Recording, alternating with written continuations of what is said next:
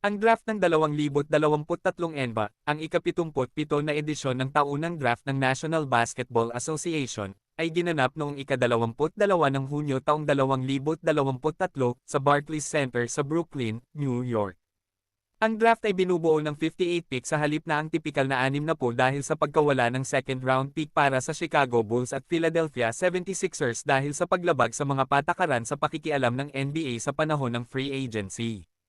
Ito ang ikalawang sunod na season kung saan ang draft ng NBA ay mayroon lamang 58 pick sa halip na ang karaniwang 60 dahil sa mga paglabag sa pakikialam.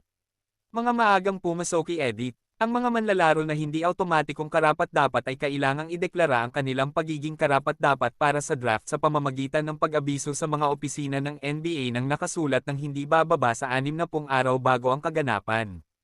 Para sa draft ng 2023, ang petsa ay nahulog noong ika-23 ng Abril.